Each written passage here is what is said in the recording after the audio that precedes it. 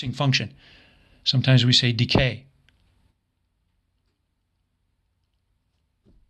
Okay?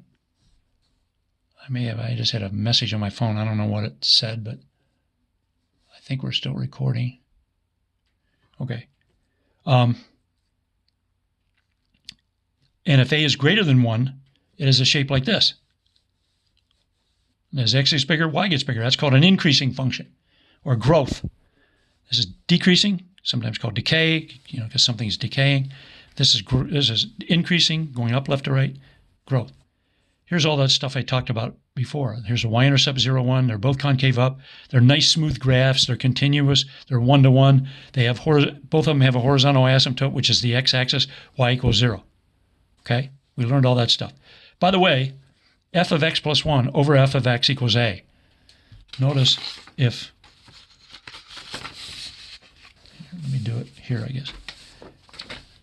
If f of x equals a to the x, then f of x plus 1 would be a to the x plus 1.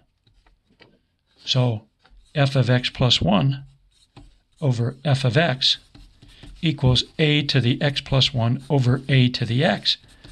You subtract these exponents, it's a to the x plus 1 minus x. That's equal to a to the, or just a, sorry, a to the first power. So it equals a. That's like if you have, 3 to the x, 3 to the 5 plus 1 over 3 to the 5 would be 3 to the 6th over 3 to the 5th. Obviously, that's 3.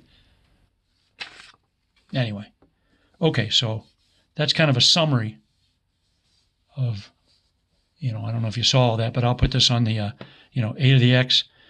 That's an exponential function. Here's the values at a. They're allowed, greater than 0, not equal to 1. Domain and range. Domains all real numbers, range 0 to infinity. Here's the two shapes. Between 0 and 1, it looks like this. Decreasing function, a bigger than 1, this. And then all that stuff we talked about. Also, notice if, here, let me just look at this one. Look, if you plug 1 end to this one, you get 2 back. And since a is bigger than 1, I get 1, 2. See? Like this one. You plug in 1, you get a. If you have a to the x, whatever it is, when x equals 1, y equals a to the first power. So 1a is always on the graph. If x equals negative 1, then y equals a to the negative 1, which is 1 over a. So negative 1, 1 over a is always on the graph also, for both graphs. Both shapes. So you could just remember these 3 points are always on the graph. So negative 1, 1 over a. Whatever a is, just flip it over, you get negative 1, 1 over a is on the graph. If a is between 0 and 1, like 1/3, if you write 1 over 1/3, that makes it 3. And then 1 1/3 would be on the graph, if a was 1/3, between 0 and 1. If a is bigger than 1, look, like if it was 3, you have 1 3 on the graph. And this is negative 1 1/3. But you could just remember those points too, and that would help you graph it. Just memorize those, that would help you. Okay?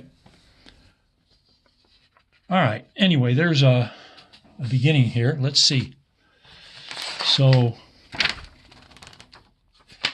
what else can I do here? Okay, we did all that, right? All right. Now, there's some special numbers in mathematics. Like 0 is a really special number. 0 is called the additive identity. 0 plus anything equals anything. 1 is a special number. 1 is a multiplicative identity. 1 times anything equals the anything.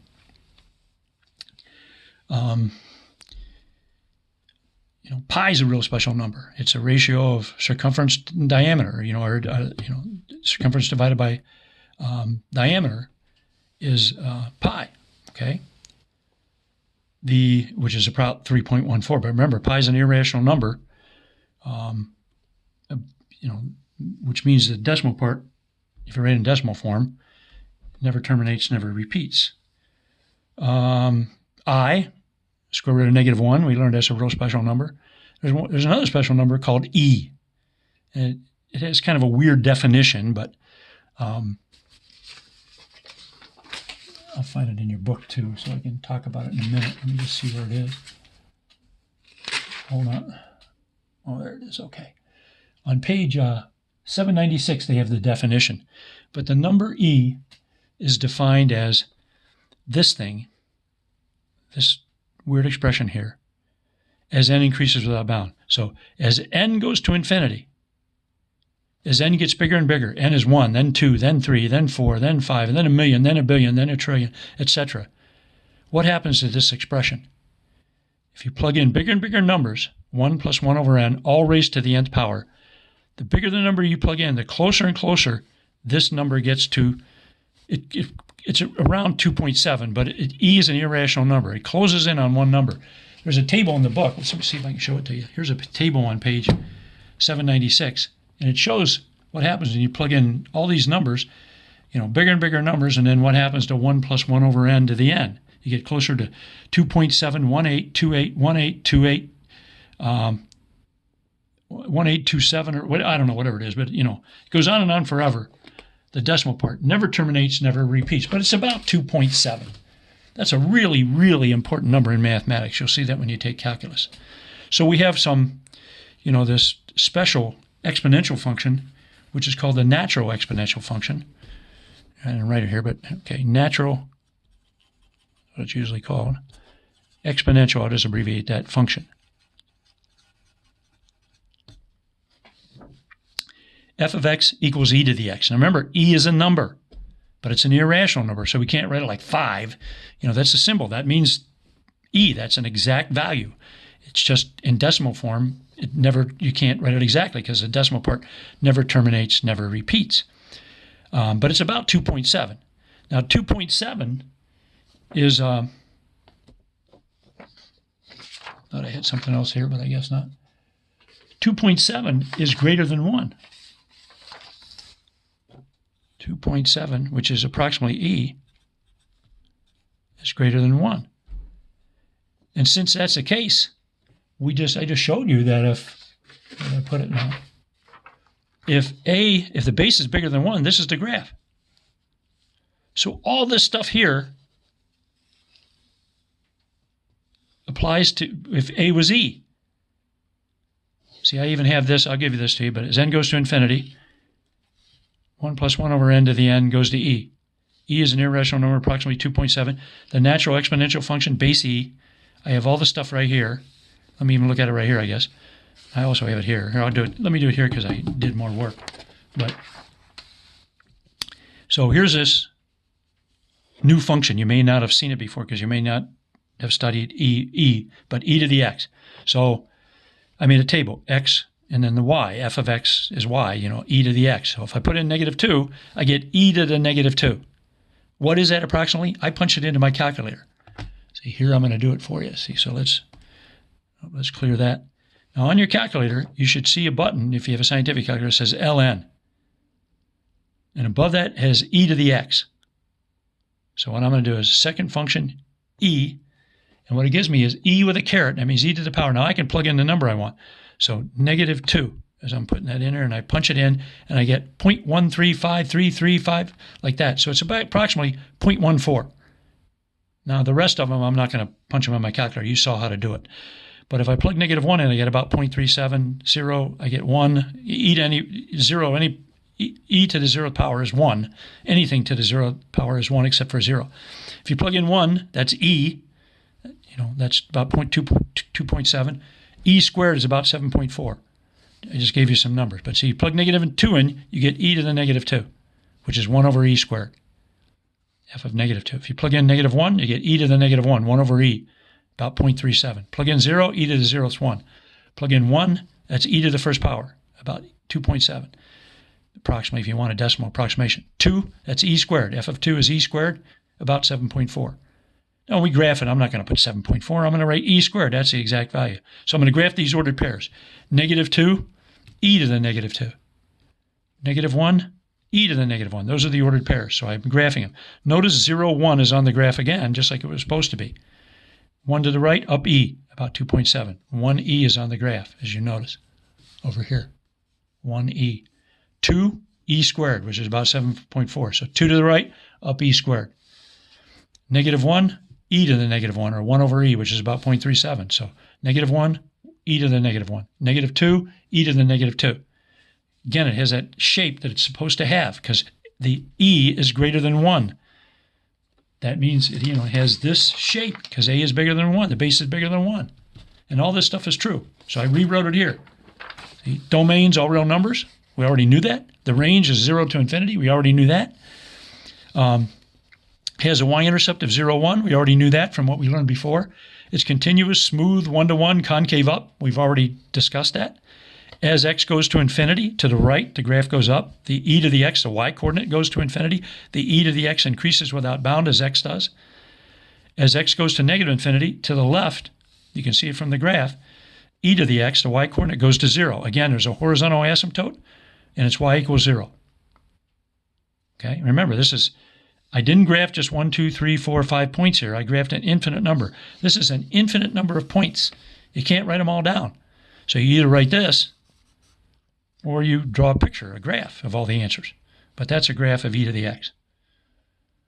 And again, I already put this thing on there. There's a comma right here. I didn't put a comma there.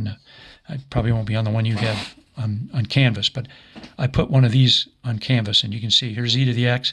I graphed some of the points. And again, see, look, just like this. Negative 1, 1 over a is on the graph. 1a is on the graph, and 0, 1. Look. A is e here, so negative 1, 1 over e, 1 over a. 0, 1, 1a, 1e. And then all this stuff here is the same for this one and these two. This one is like this one. It's, this graph is increasing. It's like where a is bigger than 1. E to the x is increasing. It's a growth function, if you want to think of it that way. And then, as x goes to infinity, e to the x goes to infinity. I already went over that, but okay. All right? Anyway, I have that page on the Canvas. I'll see if I can make it available for you if you want it. Okay. In the book, right after covering that, I think they talk about solving exponential equations. Now, later on in another section, we're going to solve exponential equations.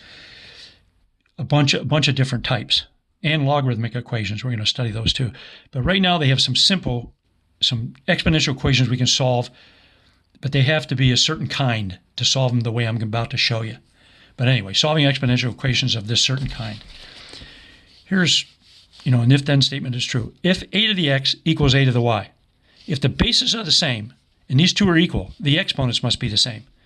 So if a to the x equals a to the y, that x better equal that y. That's because the function is 1 to 1.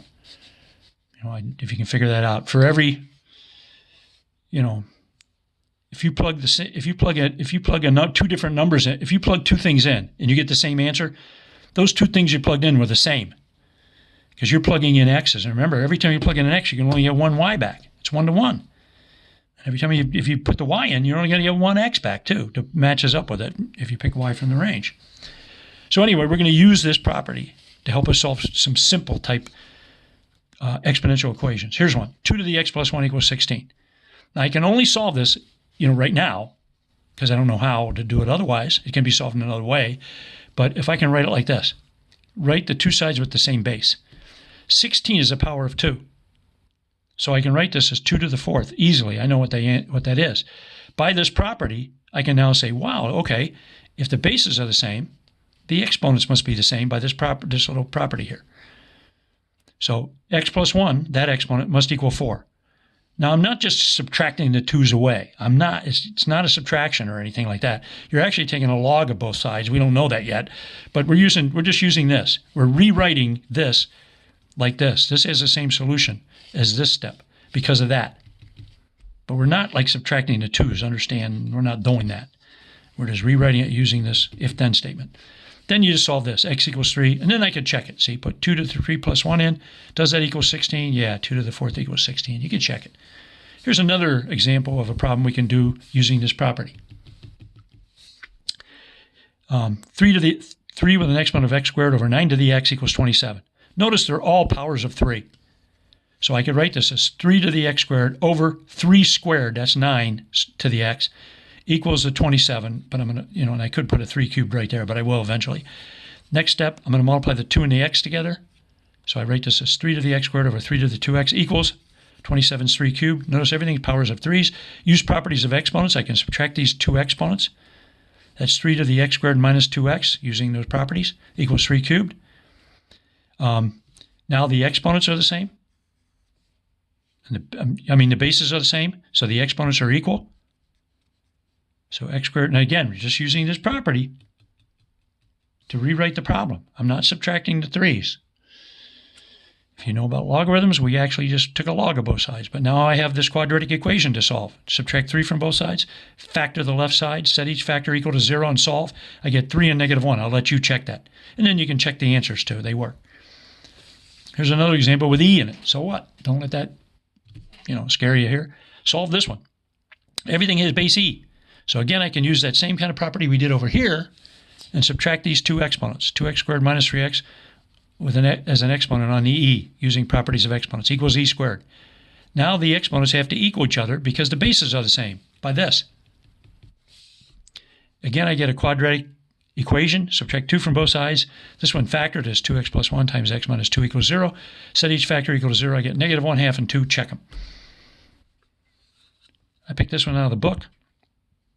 It was number 72. Solve this. 3 to the x times 9 equals 27 to the x. Once again, 9 and 27 are powers of 3.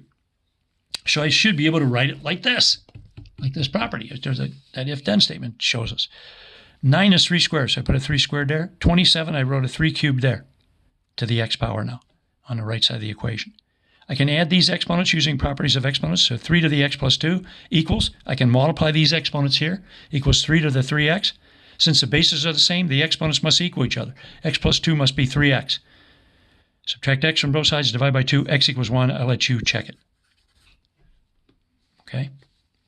But it'll work. All right, those are some examples of solving some simple exponential equations. What is an exponential equation? It means the variable is up in the exponent. That's what it means. So this is where the variable is, up in the exponent. That's what an exponential equation is. But if you can write both sides with the same base, like this, then you can use this if-then statement to rewrite it. Just write the exponents equal to each other and solve that. Okay? All right. Also in the exponential section 11.2 on exponential functions, they have a couple exponential models. A lot of things behave exponentially. They mention radioactive decay, and they have an example there. I'm going to talk about that later because we're going to do some, some models, some story problems. They also have a compound interest formula there, which is easy to derive actually, but I'm not going to do it. It's on page 801. I'm not going to derive it. It requires a limit again, and or actually it doesn't. There's a limit with the continuous interest, but I'm not going to derive it though. Anyway, but here's a compound interest formula. If there's a problem given to you, I'll give you this formula, and then you just plug in the numbers basically. If I'm using this formula, but this is a compound interest formula where A is a future amount after T years of some money that you invest or whatever. P is the principal. That'd be like the amount of money you invest, for example. Or, I don't know, I'm not a business person, but whatever. R is the interest rate per year, usually. N is the number of times that money is compounded per year. That means, number of times you get interest per year, actually. That's kind of what it means. And then time is, T is time. With money, it's usually in years. I'll show you some other examples later on where time could be in days or whatever. But for money, it is in years. So here's what we get here. The amount of money you have after T years, when the initial amount of money, the principal, was P dollars, is you multiply that P times the base is 1 plus the interest rate per year over the number of times it's compounded. That's the base, raised to the power of the number of compoundings times the number of years. So for example, here's a problem we could do.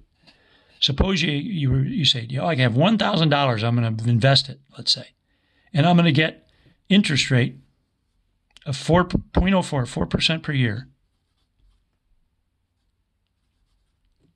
compounded monthly. 4% is 0.04. So the interest rate is 4% per year, but it's compounded monthly. That means 12 times a year. So the interest rate is 0.04, 4%. N is 12 then, because we're compounding it monthly. So $1,000, interest rate 0.04 per year, compounded monthly, N is 12. Find the amount of money you have, A, after 8 years. So you want A of 8. Time is 8. So put the 8 in for T. That means 8 goes there and there. P is the $1,000. Put it there. 1 times 1 plus the interest rate, 0.04, over the number of times it's compounded. The money's compounded per year, 12 compoundings per year, divided by 12. Close parentheses, all to the power of N times T. 12 is N. T is 8. 12 times 8, that's 96. You punch it into a calculator. If you did like 1,000 times left parentheses, and then 1 plus 0.04 divided by 12. So I don't know if you can see this, but 1 inside the parentheses, 1 plus 0.04 divided by 12. Close the parentheses, raised to the power of, you can put in, raised to power means that caret, if you have a newer calculator, so caret. Now you can just put 96 in if you want. That'd be easier. But if you put in 12 times 8, put it in parentheses. Because if you just put 12 times 8, it'll raise it to the 12th power, get an answer, and then multiply that by 8. So if I'm going to do 12 times 8, I got to say parentheses, 12 times 8, close the parentheses, enter. And it's about $1,376.40. I rounded it off to the nearest cent.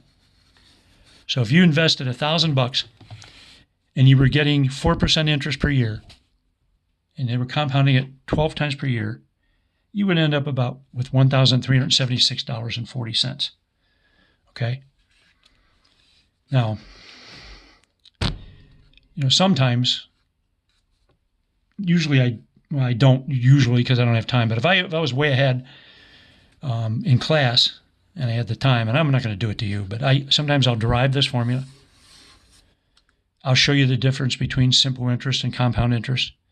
You may know that, but all you really have to do, we're just studying an exponential function, so all you have to know is this is an exponential function because see the variable is up in the exponent. T is the variable thing you plug in. But if I had time, sometimes I derive this.